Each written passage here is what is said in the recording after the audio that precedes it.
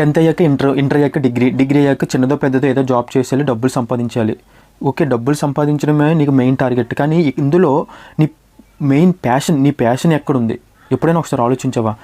ఒక మాట చెప్తున్నాను, గుర్తుపెట్టుకో. లైఫ్లో ఒక పాయింట్ ఆఫ్ టైంకి వచ్చేసరికి అసలు నేను ఏం చేద్దాం అనుకున్నాను, అసలు నేను ఏం చేస్తున్నాను, అసలు నా పరిస్థితి ఏంటి, నేను ఉన్నది ఏంటి అని చెప్పి ఒక పాయింట్ ఆఫ్ టైంకి వచ్చేసరికి అసలు ఆ టైంలో నీ ప్యాషన్ సైడ్ వెళ్దాం అనుకున్నా నీ చుట్టూ ఉన్న రెస్పాన్సిబిలిటీస్ వల్ల కానీ, లేదంటే నీ చేతిలో టైం ఉండకపోవడం వల్ల కానీ, ఇంకా చాలా రకాల కారణాల చేత ఒక రిగ్రెట్ అనేది ఫీల్ అవ్వాల్సిన రోజు ఖచ్చితంగా వస్తుంది. ఇప్పుడు నువ్వు అదే కంఫర్ట్ జోన్లో ఉండిపోయి నీకు వస్తున్న ఒక 20,000కి ఒక అవసరం లేకపోయినా ఒక వస్తువు ఏదో కొనేసి దానికి ఈఎంఐలు కట్టుకొని ఒక 30,000 40,000 వస్తే ఆ క్రెడిట్ కార్డులు లోన్లు అని చెప్పి చెత్త చెదారం అన్నీ ఒక తలకమోపుడు వ్యాపారాలన్నీ నీ తలపైన వేసుకొని ఇలా ఒక కంఫర్ట్ జోన్లోకి వెళ్ళిపోయి నువ్వనుకున్న జాబ్లోనే ఒక సాటిస్ఫాక్షన్ లేకుండా, ఒక జాబ్ సాటిస్ఫాక్షన్ లేకుండా, ఒక చేతిలో రూపాయి కూడా మిగలకుండా అసలు ఎంత అంటే అటు బయటికి రాలేక ఇటు లోపల ఉండలేక ఎంత సతమతం అవుతావంటే అది నీకు ఒక్కడికి మాత్రమే తెలుసు అదేంటో అనేది. అది నేను చెప్తున్నాను కదా.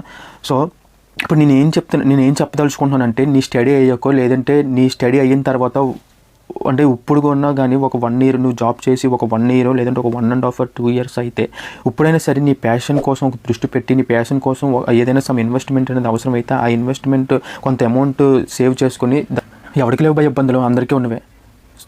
సో ఇప్పటికైనా నీ ప్యాషన్ ఏంటో నువ్వు తెలుసుకొని దాని మీద ఒక 1 year ఒక 6 months హార్డ్ కోర్గా వర్క్ చెయ్యు. ఆ తర్వాత అందులో సక్సీడ్ అయ్యావు అనుకో, నీకంటూ ఒక జాబ్ సాటిస్ఫాక్షన్ ఉంటుంది, ఫైనాన్షియల్ సాటిస్ఫాక్షన్ కూడా ఉంటుంది. నువ్వేం చేస్తున్నావో దానికంటూ ఒక అర్థం ఉంటుంది. ఇది నా కోసం కాదు భయ్ చెప్తుంది, నీ కోసం. సో ఎందుకు చెప్తున్నానో ఒకసారి తెలుసుకొని ఆ కంఫర్ట్ జోన్ నుంచి నువ్వున్న ఆ కంఫర్ట్ జోన్ నుంచి బయటకు వస్తేనే నువ్వు అంటూ నీ ప్యాషన్ ఏంటో నువ్వు వెతుక్కోగలవు. లేదు అనుకుంటే ఇంకా అది నీ విజ్ఞతకే నేను వదిలేస్తున్నాను. సో ఈ పాయింట్ నీకు ఏమైనా వాల్యూ చేసిన అనుకుంటే జస్ట్ ఒక లైక్ చేసి పెట్టు. సో ఇలాంటి మోర్ కంటెంట్ మిస్ అవ్వకూడదు అనుకుంటే జస్ట్ సబ్స్క్రైబ్ చేసుకో.